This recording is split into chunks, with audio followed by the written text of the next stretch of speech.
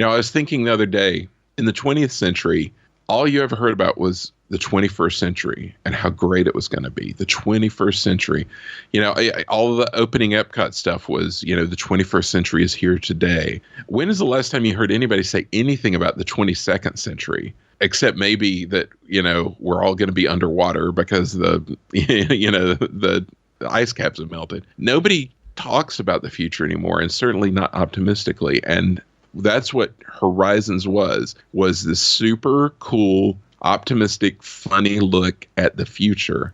That was author and historian Michael Crawford, and you're listening to the Tomorrow Society podcast.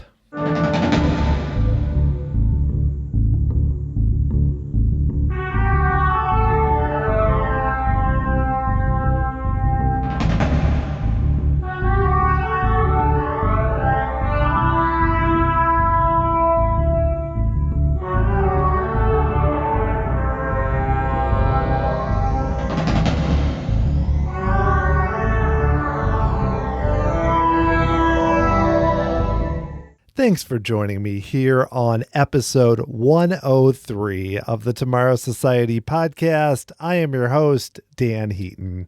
One of the ways that I really got into Disney and theme parks again as an adult was through some amazing blogs that were put together well before the rise of Twitter and YouTube. Just when you had some pretty basic blogs with people that were really dedicated to the parks, especially to kind of the random corners of Disney history where they would go so far into it where I would be amazed. And it also made me feel better about my interest in the parks, especially when I was a young adult. Some of the great ones like Widen Your World and Passport to Dreams Old and New, which is still going strong. Another one was Progress City, U.S.A. by Michael Crawford. And what I really enjoyed about Michael, one, was that he was such a fan of early EPCOT Center and Horizons, but also he really seemed to enjoy some of the weird Walt Disney World and the really random specials that they did on TV, or just some of the odder parts of the history, including from Walt's time. And that was what made it so much fun. So when I started this podcast, one of the people that I really wanted to talk with going back to the early years was Michael Crawford. So it really was fun for me to finally get a chance to talk with him here on this episode. And Michael's done so much. Beyond the blog, he also has a really cool YouTube channel with some very strange videos and fun looks at the history of Disney. He compiled a lot of his stories into the book, The Progress City Primer, which came out a few years ago. And now he's part of the podcast, the Medfield College Film Society, where they go really far into some Disney films that perhaps we haven't seen or we've forgotten about that are all available on Disney Plus. And that show is fun, and you should definitely check that out. So before we get to my conversation with Michael, I did want to mention that I've started putting more things up on the Tomorrow Society podcast YouTube channel. I went back to my home videos that I shot on our trip in May 1998 to Walt Disney World, where we took shots of Spaceship Earth and Horizons, Journey into Imagination, the first year of the Animal Kingdom, plus some things from the Disney MGM studios like The Great Movie Ride and Indiana Jones. These are fairly rough clips, but I've really enjoyed going through them, and I've started posting some of them up on the YouTube channel, and I'm going to be putting a lot more up there. I've acquired some old home videos that my dad shot in the 1970s and 1980s, and I'm going to be putting some of those up on the channel in the future. So if you subscribe to the channel, you'll be able to check out a lot of those clips of attractions that are long gone and see the parks when they were a little bit emptier than they've been recently. And you can access that channel through tomorrowsociety.com/YouTube. Well, it was super fun to talk to Michael, to be able to dig into Epcot the City and Epcot Center pavilions like World of Motion, of course, Horizons, and then to talk about a lot of the odd, silly, whimsical things from Disney's past. So here is Michael Crawford.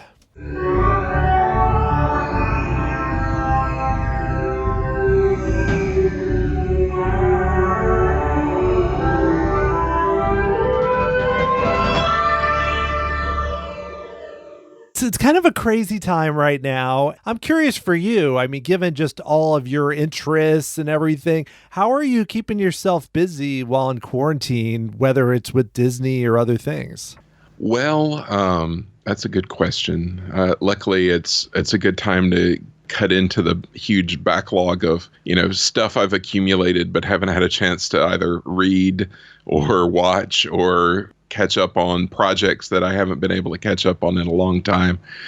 So it's been good for a lot of that, especially some sort of long-term history projects I've been working on. This has given me a good time to sort of dig into it. Well, that's good, at least on that front. And I know that you and I have a really similar background in terms of like the generation and then also the interest in EPCOT. But I'd love to hear from you kind of how you got interested in Disney when you were younger and when did the parks kind of become a thing for you? Well, it goes back as long as I can remember. I've been a fan. Both my parents were fans, so that, you grew up watching the movies and going to see the movies. Back when we were kids, they would re-release the old films in theaters. So really one of the very first movies I can vaguely remember seeing in a theater was Cinderella on one of the reissues of that. And so it was just always around. And then my first visit to the parks was when I was 5 and Epcot was new. And that really just, captured my attention and made me an obsessed fan. And it just went from there. Luckily I was in a generation where we had the Disney Channel and it showed a lot of old content, a lot of Walt era content, a lot of stuff they now refer to as the Disney Vault. And so I was really able to immerse myself growing up in all of that and had Disney News Magazine coming quarterly and, my park obsession. So it's just something that grabbed my attention as far back as I can remember and just really grew over time. Yeah, I have a similar experience again with the Disney Channel, which I know people now have very little gauge on what that was like and just, look back fondly on how much material there was. I mean, I wish then I knew now that I should have been taping all of those things on VHS, like I think you probably have done. But it was just such a great time for that. I know you mentioned going there when you were young, around the time that Epcot opened. What was it about Epcot or even about the Walt Disney World at that time that you found so interesting?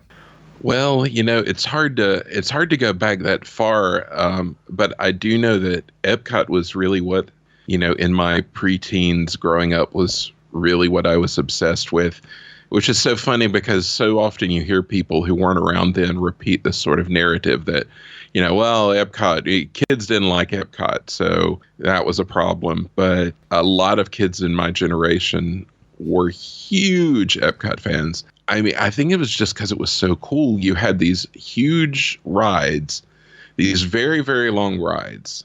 Like you go to Fantasyland and get on one of those rides, it's a couple of minutes, but you get on like Horizons or World of Motion and it's 15 minutes long, you get a real experience. And, the sci-fi of that time, the futurism of that time, it all kind of tied together. And it was just a really, really cool experience. You got to see things you couldn't see anywhere else, even something as simple as like a touch screen on a video terminal. That was the first place I ever saw one of those. It was one of the first places most people got to use one. So it was just even the little things like that were so cool to mess around with and made it a really unusual place. Yeah, because I think, like you mentioned, like I remember going as a kid in the World Key Information System, or even like being able to do that really basic building of your own roller coaster, which for me was like, oh my gosh, this is incredible. But yeah, I think that's what's hard to explain. Like you mentioned, people look at it and you can watch a ride video of Horizons or World of Motion and say, oh yeah, that looks nice. Somebody might say that, but they can't get in our heads because I think about me.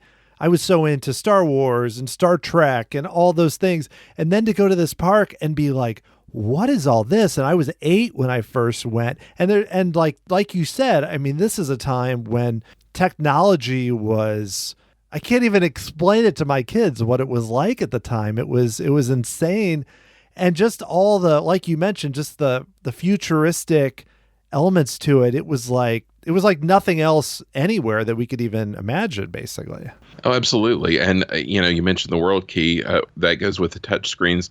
But they also had video chat, which, of course, now we can all do easily at, with any number of devices around our house. But back then, that was something from, you'd see in a magazine, something of the future, something that, would be something we could all do one day. But you could do it at EPCOT then. And so it was like living in sci-fi. It was like being in Star Trek, and, all the different aspects of it, and just the scale of it was incredible. And the full sensory experience, you talk about viewing videos. The one thing you can't convey in a video is the full sensory experience of the scale of the attractions, the things like the smells of the attractions, which is something that they use to great effect in a number of different attractions. Just the full sensory package that you got. And it was amazing. Yeah, I mean, you think about World of Motion, for example, which if you watch a video now, it feels still amazing, but it feels a little slow and long and everything.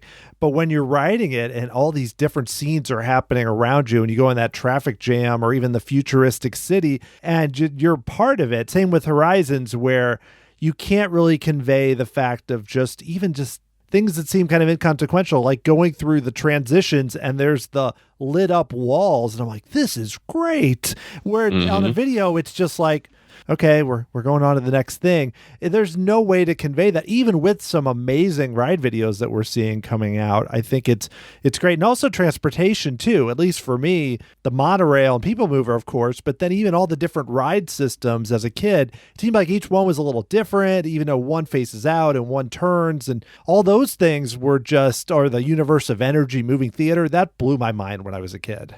Yes, absolutely. Going to what you said about what can be captured on video, and A World of Motion is a perfect example. These rides were filled with so much detail on the smallest props in 360 degrees around you that everywhere you looked, there was something to see.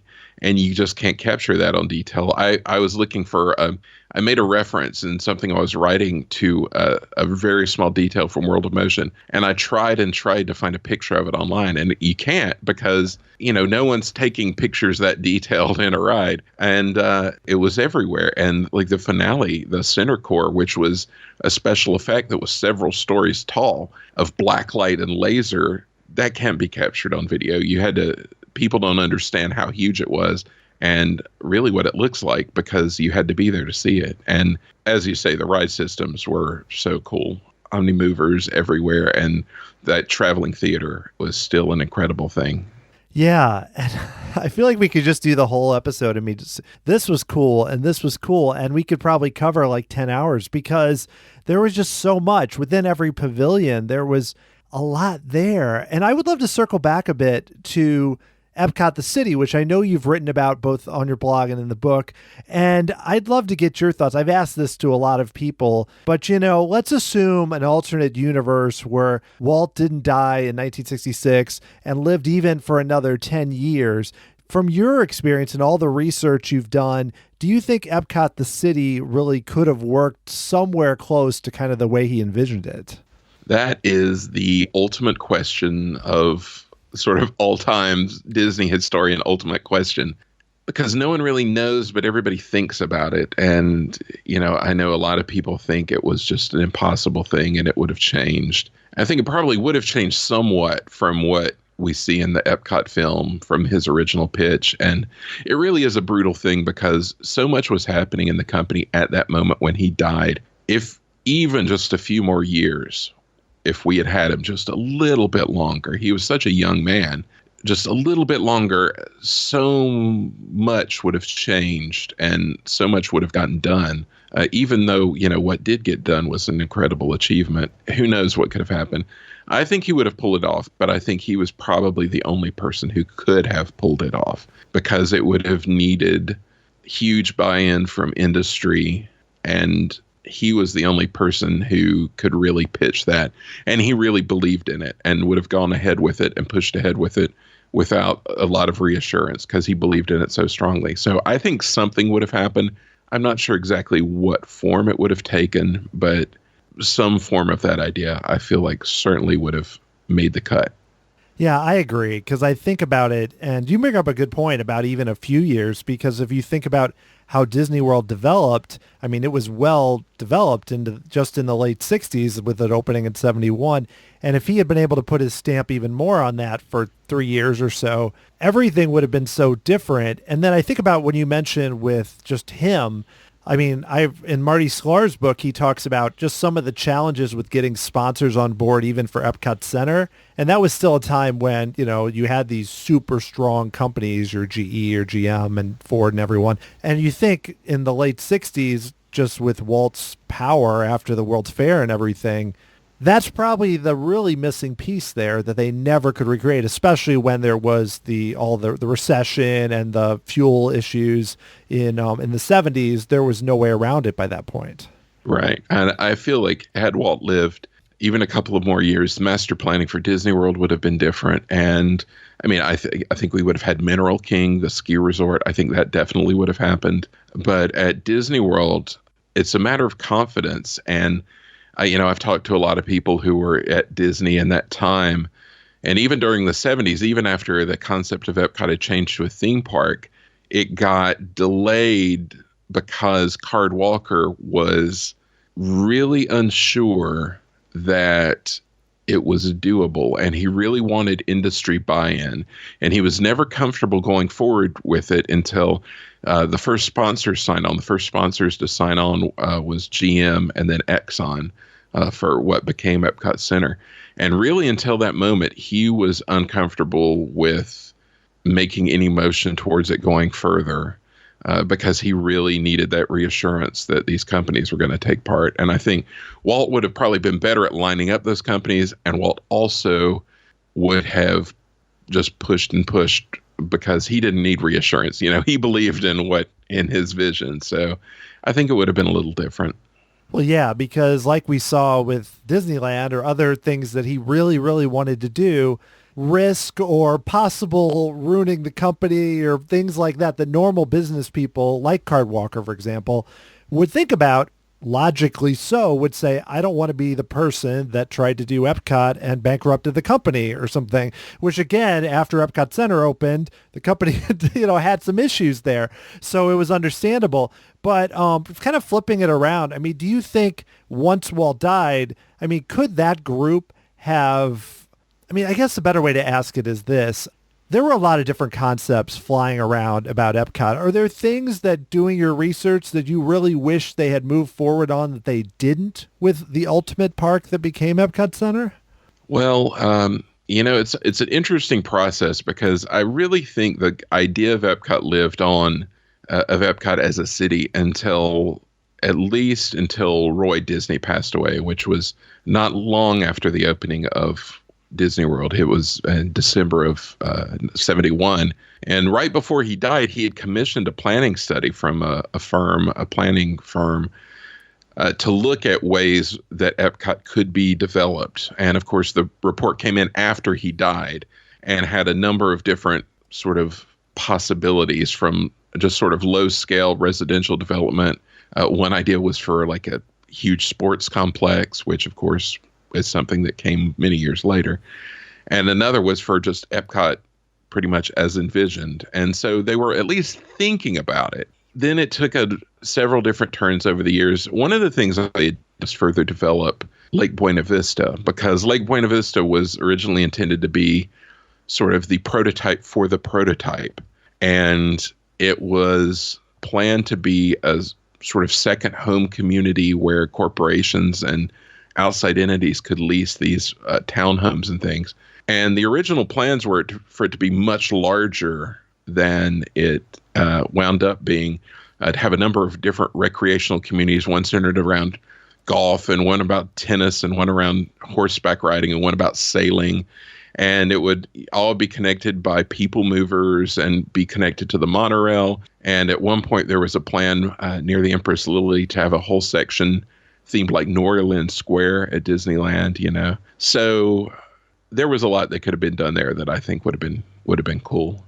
Man, every time I hear things about people movers and monorails going in more places, and then even just like a community like that, because I think that was always things like that, one, you put in something like the expansion like you described, it's not getting, once that's all there and you have the infrastructure, that's likely going to be there for a really, really long time, which is good. And two, it also is kind of a good model for, what they kind of wanted to do when they put it in, like the people mover in the airport in Houston and all that, and never came to pass. For me, that's what I often kick myself or think, wow, if only things like that had been built or Epcot had even come closer, there might have really changed a lot of things with how cities function, though I think I might be a little idealistic about it. I think possibly it could have been a model that more cities would have tried to adopt. I think so. I think a lot of it was bad timing, and a lot of it was, outside factors.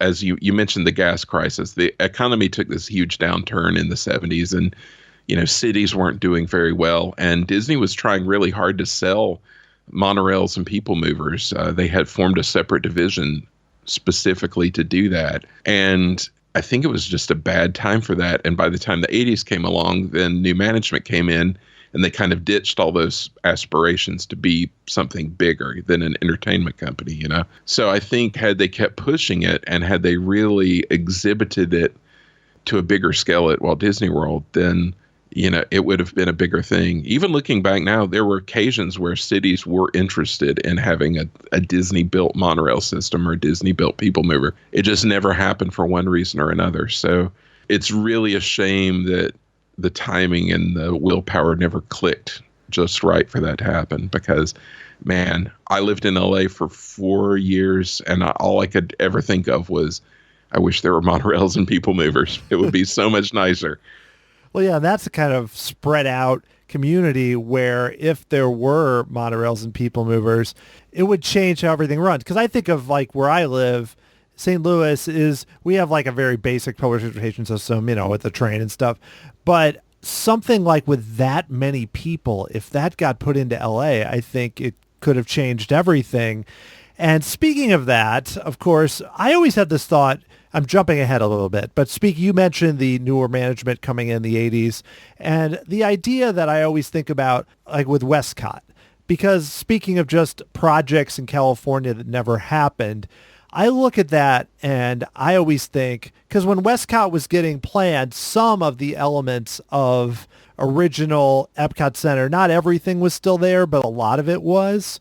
And I have this thought that if somehow that could have happened instead of DCA, and they could have put in some of the either clones or different versions of attractions, that the original Epcot might not have been gutted so much either, because then it would have been like solidified in another park. And I'm curious, do you think that's true? And really, do you think how close were they? Like, is that something that really could have happened and changed so much? It could have happened. It was definitely a real project. That is another one of my obsessions, because at the time when that was a possibility, of course, back then we didn't have the internet, so we had to read in Disney News, or occasionally a news clipping, like an Associated Press story, would make its way east, into the papers, and you'd hear what was going on, or it would be in the annual report for Disney stockholders. And that was always really exciting to see what was coming. And, to hear that there was going to be a second Epcot. And, later, details at the time were scarce, but, as time has gone by, more details have come out that, what Mr. Baxter and his team were planning. And it would have been incredible. I feel like it would have been just an amazing, amazing thing. And I think, like you said, that's a good point, that it would have further cemented those attractions in sort of the subconscious. I think even with the original Epcot attractions, if they had managed to stay on a few more years, they would have become they would reach that sort of untouchable status, that maybe they would get updated but not completely gotten rid of. So, WestCOT is one of those huge if only stories for sure. Yeah, Tony Baxter did it was like a bonus podcast with the season pass where he just talked about that. And the stuff about World Showcase and about getting on these boats and going from like place to place to place, like the Future World stuff is incredible. But then I hear about that and I'm like, oh my gosh. It sounded like, I understand, they mentioned it briefly in the Imagineering story that it was too expensive, and you could tell he was still kind of hurt about it. But I just think about it and I think how that would have, because some of the things got put in, but a lot of it didn't, and what that would have impacted across the company. But I don't want to miss your point, because I've mentioned this before to people too. You look at the attractions that are in some form still there: American Adventure, Spaceship Earth, the Land Pavilion, Living with the Land. All of those got over that 1996 through 2001 or whatever time period, when other ones were gone or when places lost sponsors. And it would be weird if, I mean, they might go at some point, but it'd be weird if they were gone. And especially with Horizons and the original Journey into Imagination, and a little bit with Living Seas too, because of where it is now. But those two, I feel like, are the ones where I really look back and I go, because I mean, World of Motion was the sponsor and they ended up doing a thrill ride. That would have been tougher. But Horizons and Imagination, if they had somehow gotten to, like, well, once they got through 9/11, they probably wouldn't have done much. I mean, that era, like up to the 2000s. But I agree. I think they would have been in place for good, which is makes me a little sad, actually, to think about. Yeah, that's an excellent point about 9/11, where if they had made it over that hump into that period of sort of austerity that followed, they probably would have been very safe. That is a great point that I hadn't considered. So they really only missed it by a couple of years, which is a shame. Yeah, I think especially, I mean, above all, Imagination, which by all rights should have been a perennial, untouchable Disney classic attraction, fantasy attraction. I love that ride so much. And you think that over the years, more illusions could be added, more, technology, maybe a new finale, but the ride itself would stay pretty much the same. And, Horizons is so beloved now. So many people within the company love Horizons. So, that is a very good point that you make, that if it had just persisted just a little bit longer, I think we might still have them around today.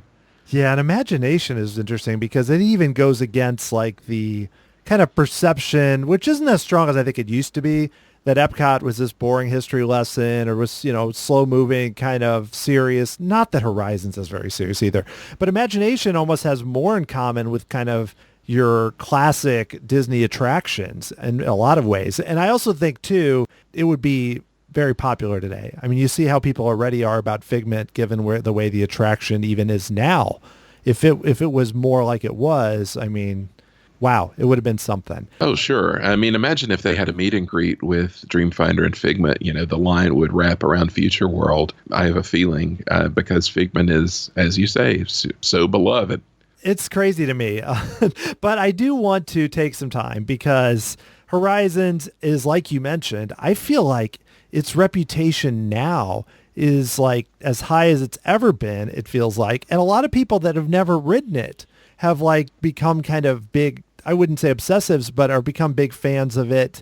Like even the Retro Disney World guys released a new like remastered version. And there were a lot of people like on their special event that had never ridden it and were like so into it. I mean, right. For you, why is its reputation just continuing to grow where you don't see the same thing beyond kind of people like us for World of Motion? You just don't see the same thing. What is it about Horizons that puts it on that kind of pedestal for everyone? That's a really good question. And that's something that I've noticed too, that the knock against people like me is that, people who get upset about nostalgia say that, you're just old people who hate change and blah, blah, blah. But when you look at so many of the young people who weren't even around when these rides were around, but are obsessed with them, there are a lot of people like that who really are drawn to it. And I think a lot of it is the scale of the experience. It was a big, long, dark ride with lots of animatronics and effects and cool sets and cool scenes and, just cool stuff. But then there's the attitude. I think we live in a time where, I was thinking the other day, in the 20th century, all you ever heard about was the 21st century and how great it was going to be. The 21st century, all the opening Epcot stuff was, the 21st century is here today. When is the last time you heard anybody say anything about the 22nd century, except maybe that, we're all going to be underwater because the ice caps have melted? Nobody talks about the future anymore, and certainly not optimistically. And That's what Horizons was this super cool, optimistic, funny look at the future that said, in the future, in an achievable future. That was one of the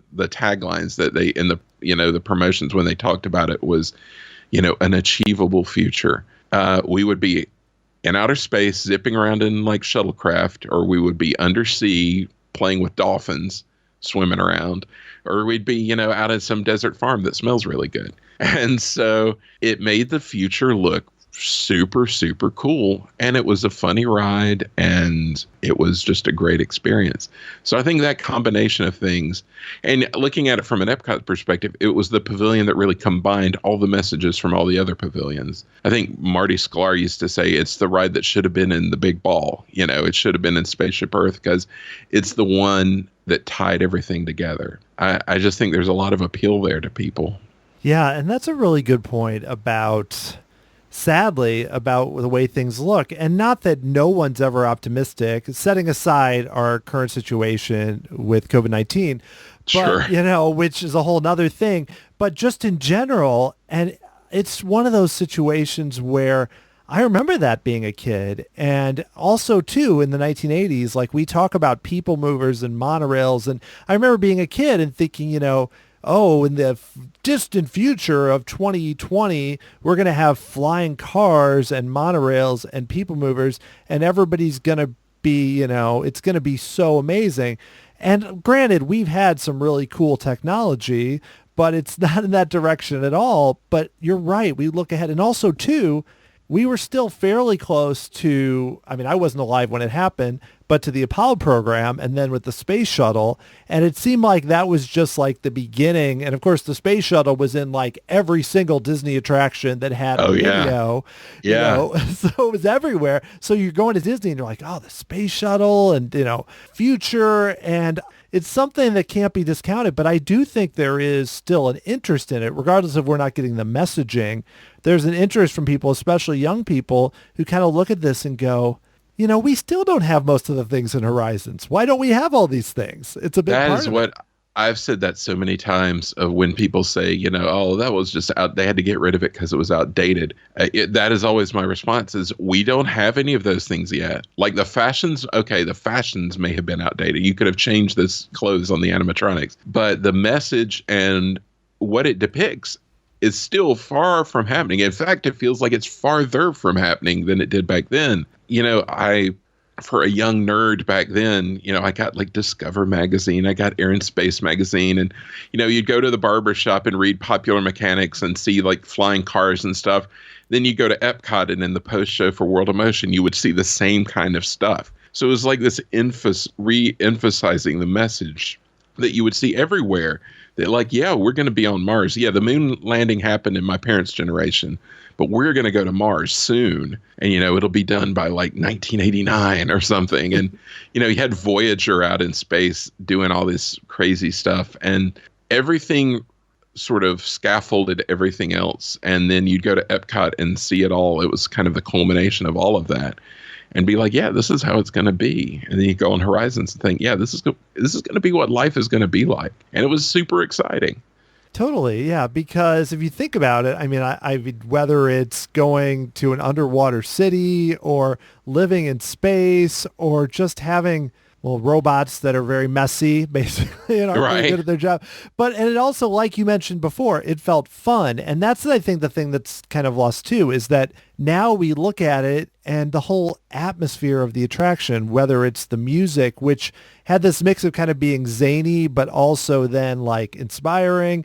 And it's crazy because I know the Disney Company has changed. So I don't think it's a case where and I went in 98. I remember going, and granted, the attraction held so many people, but it wasn't, the trick is, because it had such high capacity, one of the reasons why it didn't seem that popular. I know it wasn't as popular as it had been in the 80s, but I think there were updates that could have been made, whether through technology, that weren't a huge shift, that probably could have re-injected some life in the ride. But like you mentioned, the company wasn't really into doing updates. They did some updates for 94, but by 98, 99, that wasn't the approach, unfortunately. Right. And, it's another one of those things where, bad timing, that sort of the second decade of Eisner's tenure, he got really gun shy about spending on things. And I think corporate culture had changed. Outside corporate culture had changed. In 83, when Horizons opened, General Electric didn't even want a post show because they thought that would be too commercial. They didn't want it to seem like they were doing like a pitch.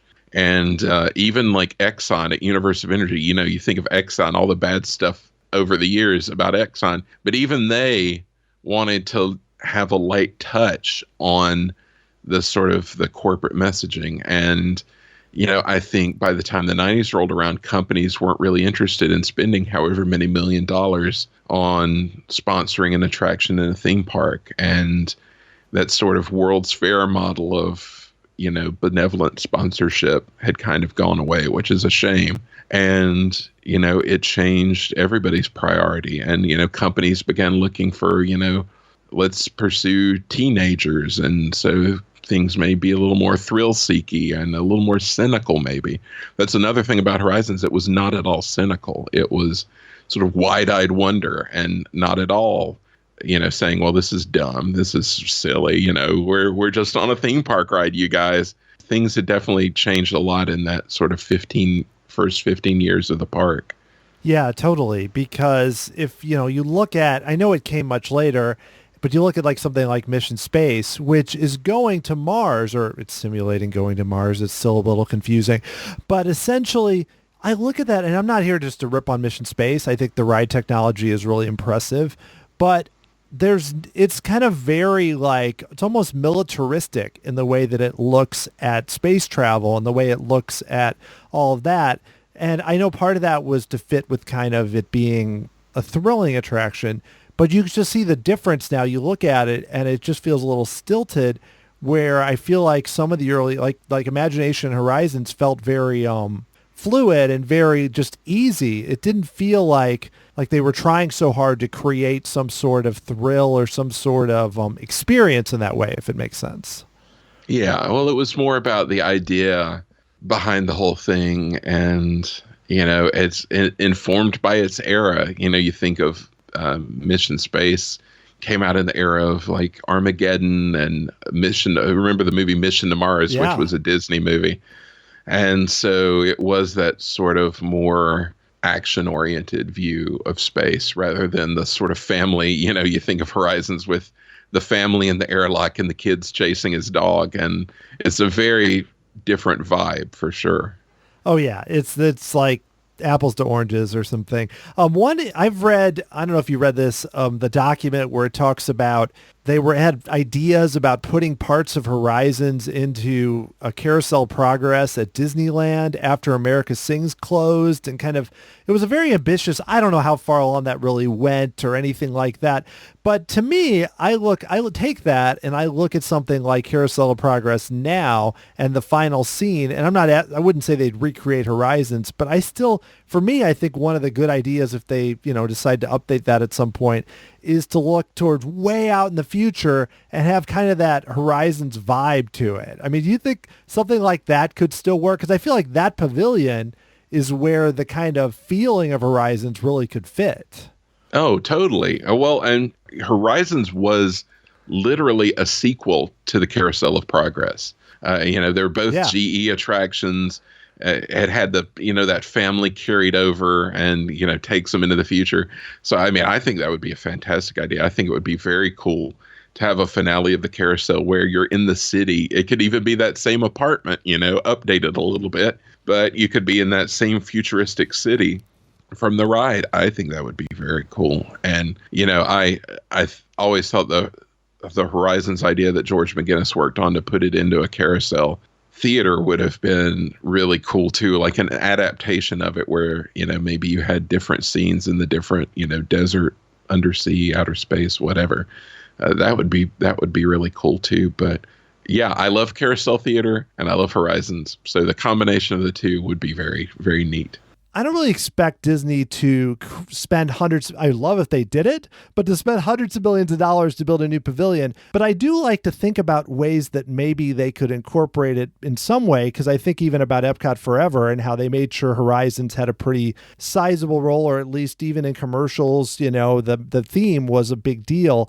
So I always think about, well, maybe there's some way that spirit could be injected more into the park than it is now.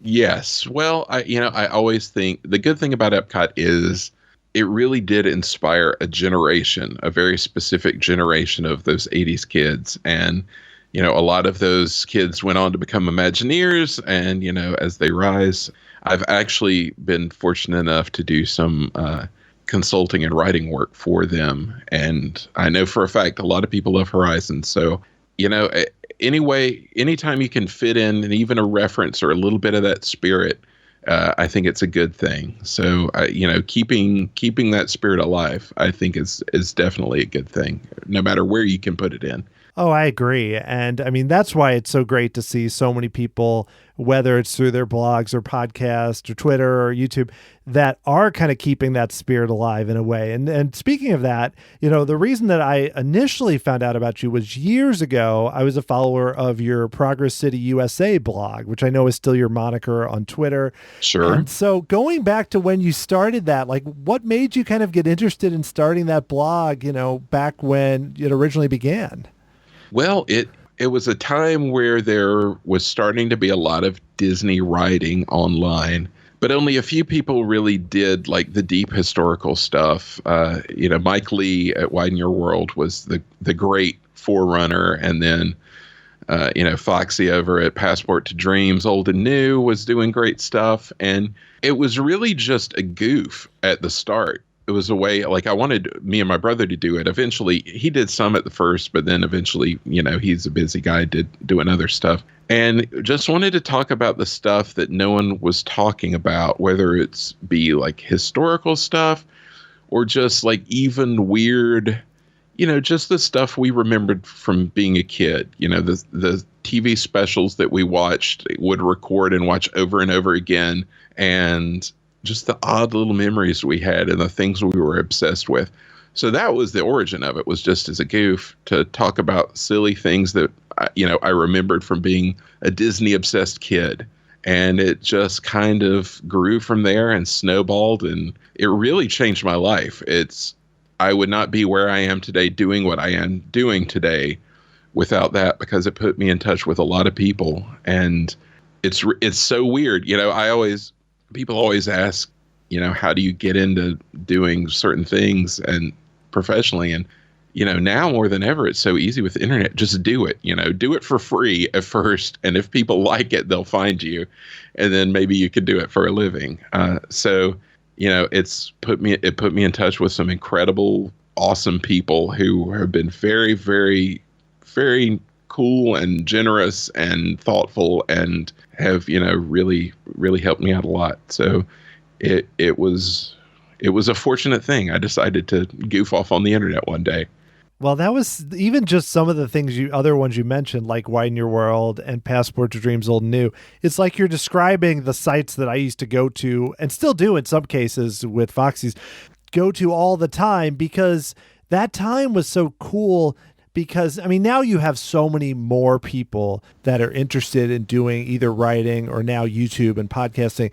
But at the time, for me, it just blew me away that through these blogs and then through some of the really early podcasts, and I was just like, I can't believe there's these sites like, plus places like All Ears and such that have so much interest in Disney, and kind of like you mentioned, kind of these kind of odd, what I enjoyed about your site is going down these kind of odd rabbit holes where like something that happened at Disney for a year, or even some of the really weird videos, which I know you've put on YouTube, like some of those, like I have like the one with the adult babies, or which my kids and I watched that, and I was like, I don't even know how to explain this. Yeah, it was the 70s. That's the only explanation I could think of, was it was the 70s, and I'm glad I don't remember it. Yeah, I know. Or like there's like a music video, the band Pablo Cruz playing on Discovery Island. Yes. Like, where did you find all these things? Like, how did you have a lot of them from the Disney Channel, or where do you acquire a lot of this material? Well, in the early days, it was just stuff that I had taped off the Disney Channel, and like I said, we lived in an era where we had the Disney Channel, but we also, where we grew up, Disney put out a syndicated TV package of Wonderful World of Disney, and we had it was an independent station that later became a Fox station, but at 5 o'clock every afternoon for an hour, they would show Wonderful World of Disney. So, you'd have like a couple of hours of Disney afternoon, then you'd have an hour of Wonderful World of Disney.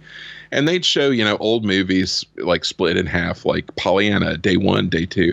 But they'd also show like the hour-long like Ludwig von Drake episodes, which are something I've been posting a lot lately. And, park specials and things like that.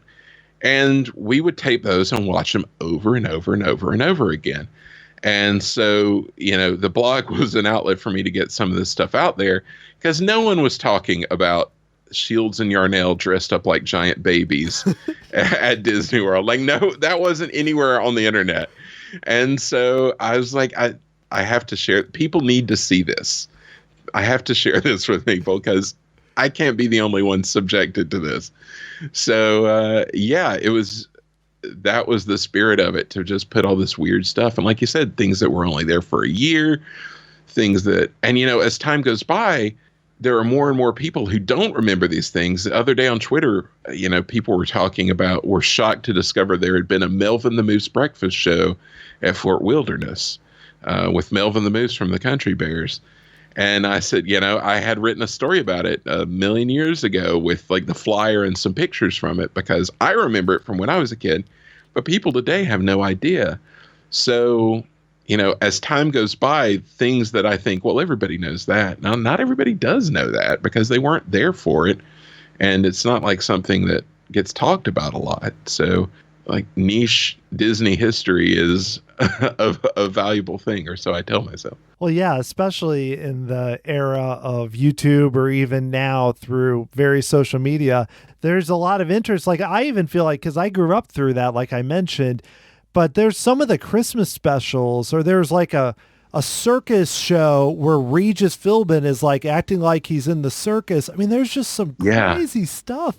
Yeah. This is the thing. I once wrote a blog that I just called it, I Miss Nerdy Walt Disney World. And when I say nerdy, I don't really mean, it's one of my most popular blogs, apparently. I don't mean nerdy like your typical like nerdy kind of thing. What I mean is just weird, silly, odd stuff. And I think just in the era of how big Disney has gotten as an international corporation that has ABC and ESPN and Lucasfilm and Marvel and everything, they still do goofy stuff. But there's something about the 70s and 80s Disney that they just did so many things. Maybe it was just the era that were just so weird. And even EPCOT Center has a lot of weird things that are not, you cannot explain by they thought it was going to be the most popular thing. It just doesn't work that way. Right. Well, it was the era, and I think some of the people, you had people who would throw anything at the wall and see if it sticks. You had people like Jack Lindquist and, these marketing people who would come up with the craziest marketing ideas. And, every anniversary, back then, they don't really do it anymore, but every 5-year anniversary increment of Disneyland or Disney World, they would have some bonkers celebration with some gimmick. And even off year things, like when Donald was 50, they had the thing where Donald would walk around with 50 ducklings. And, they would be in the parade, 50 real ducklings, and, walk around the Magic Kingdom. And, I mean, they had a big celebration for the 200th anniversary of the signing of the Constitution in 1987, and had all these weird events for that. And, I think it was just these legacy Walt era guys who had gotten to be in charge and knew how to, it was like ballyhoo boys, they knew how to make a splash and would come up with these crazy ideas. Yeah, it's just so different. I think I was in California when I was 9 for the 30th anniversary where they gave away the cars. I think that was that one, which is still kind of cited. And I remember being a kid and being like, oh my gosh, we're going to win. We're going to do it. And of course we won nothing, even though they gave something to like every 30 guests or something ridiculous like that. But like you mentioned, I think that We the People parade with the giant Constitution and Mickey dressed up like, you see pictures now and you're like, what were they doing? And then, or Pooh running for president in the just like. Right. Multiple times. Exactly. Or America on Parade for the bicentennial of the Declaration of Independence, which was an enormously long parade. I can't even remember how many floats it had, but it had to have been like, an hour long to watch them all come by, and all those giant headed dolls.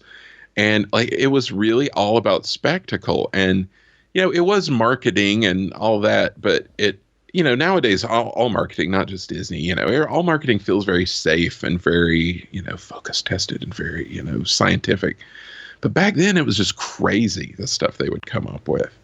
Well, yeah. I mean, my parents went in 76 and I was a baby. So apparently I was there and saw that parade when I was like 6 months old. But oh, wow. They took some pictures. They're terrible pictures. But still, even that, like they have some like blurry shots of the giant, like the giant people, whatever you want to call them in that parade. And I'm just like, I can't believe this was really there. I still can't believe it. Right. Well, and then like there was a float where there was a woman who was a witch being dunked in a well. And there was a one that was just a giant sandwich and one that was just a giant jar of mustard.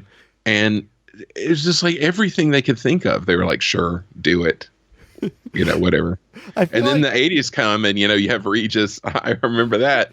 That was in we would tape the Christmas parade every year and they would really plug, what's the newest stuff. And they had that circus up in EPCOT and Communicore Plaza and, Regis on the tightrope on the motorcycle. I could go on forever. I want to stop in a minute, but two things too that stand out to me from when I was a kid are Ernest doing the commercials for Splash Mountain and Willard Scott for Maelstrom being so freaked out that he never wrote it because he was so scared of how crazy it was. And those clips, I haven't watched the Ernest one recently. The Willard Scott one to me is still one of the more ridiculous promos because Maelstrom, not a really scary ride. And everybody was wearing raincoats and it was a whole production. I don't even get it. Yes, I remember. Well, that's one that I have on my YouTube channel because I remember that well.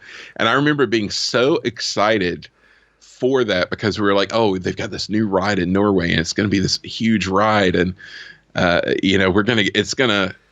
was used to, you would watch the old Walt era specials and like they'd show Pirates of the Caribbean like all the way through.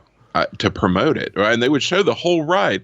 So you have Willard Scott there, and he's kind of creeping on the cast member, the Norwegian cast member, which is kind of weird. And then everybody's in their raincoats, and they go off, and it has this like montage edited to make it look like it's like this super thrill ride. And then they all come back and are like clapping and like, oh, it's the most amazing ride ever. It's pretty weird to look back on now. Yeah. Great promotion. Yeah. You were thrilled. So speaking of like all the things you've pulled together, I know that you ultimately released your book, The Progress City Primer, which is really cool because it compiles a lot of your stories from the blog and then has a lot of photos and such. So what made you decide you wanted to kind of ultimately release a book with a lot of what you've done?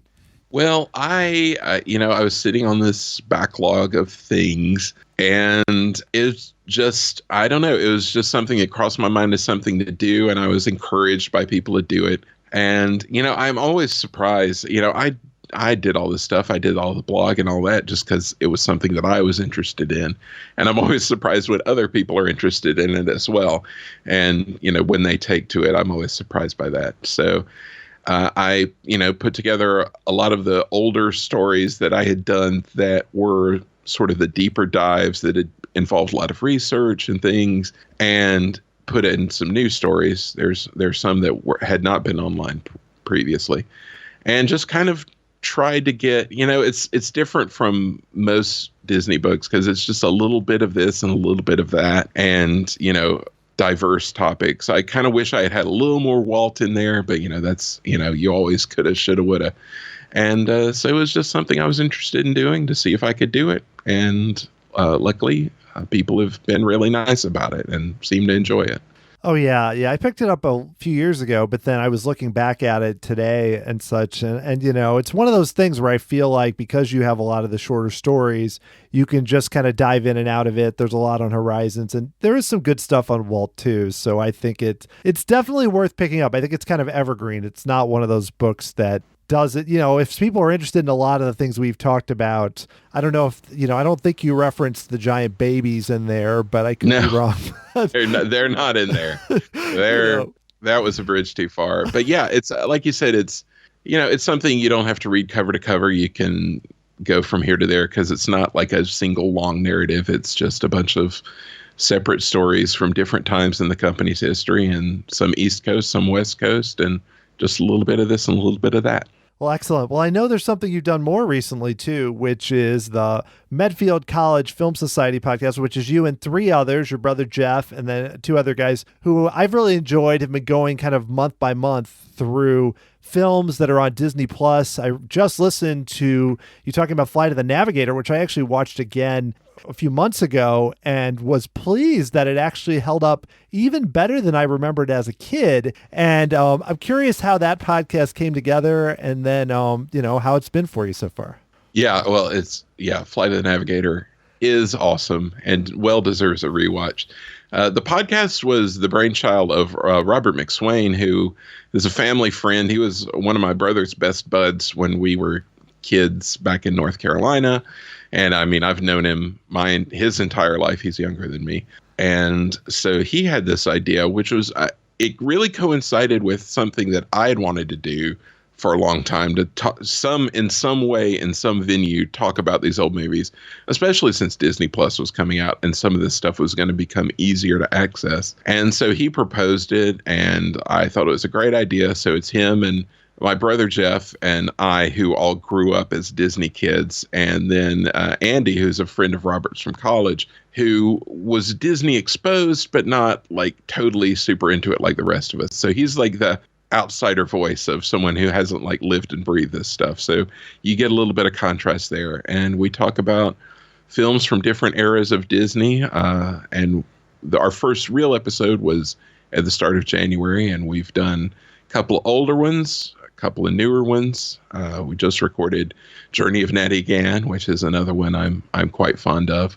And next we're doing The Rocketeer, which I love and I'm super excited about. So those are all online. It's at medfieldfilm.com or wherever you get your podcasts. Excellent. Yeah, I'm excited because I have not watched Journey to Natty Gann since I was a kid, but I remember seeing that I think it was on the Disney Channel. Oh, yeah.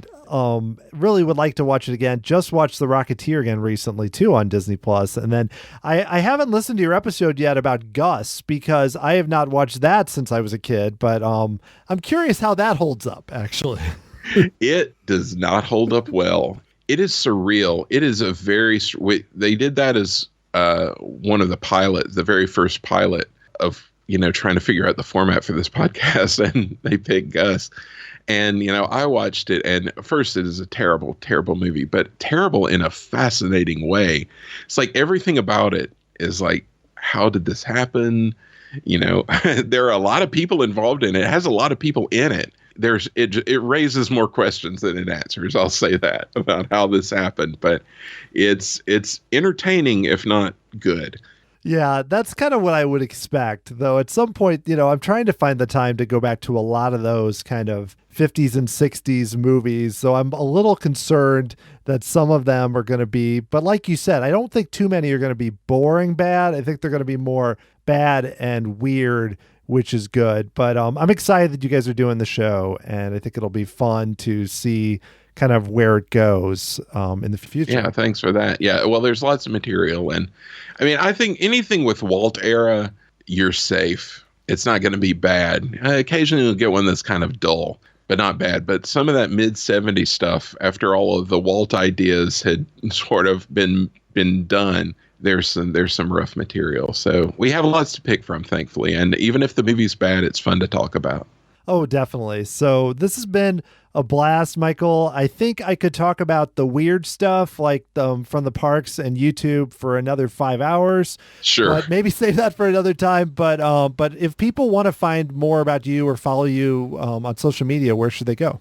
Well, on Twitter, I'm at Progress City USA, and progresscityusa.com is the blog, even though it hasn't been updated in a long time, but there's a lot of stuff there. But find me on Twitter. I'm always on there goofing off and posting old pictures and stuff. And the podcast again is medfieldfilm.com. Excellent. Well, thanks a lot. This has been a blast. And whenever I can talk about Horizons, it's always a lot of fun. So thanks for coming on and talking with me. Oh, it's my pleasure. It's been a blast. Thank you.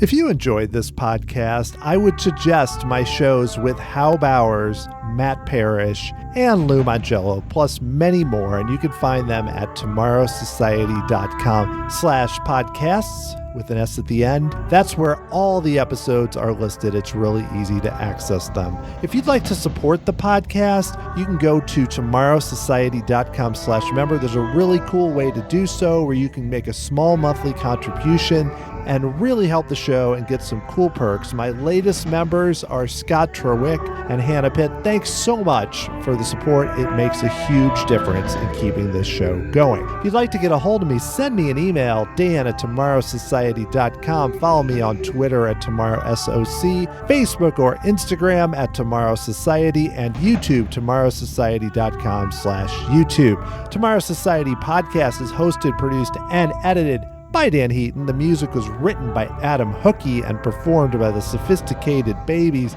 Next time, I'll be talking with my first original podcast guest. Ryan Ritchie is back to talk about his film After the Fair and also what he's been doing in the realm of immersive entertainment. Please be safe out there. Wear masks. Take good care of yourself. I really hope you're all doing the best you can and hanging in there. I know these are really tough times. We'll all get through it together and come out of it stronger in the end. Thank you so much for listening and for all the support. I'll talk to you again very soon.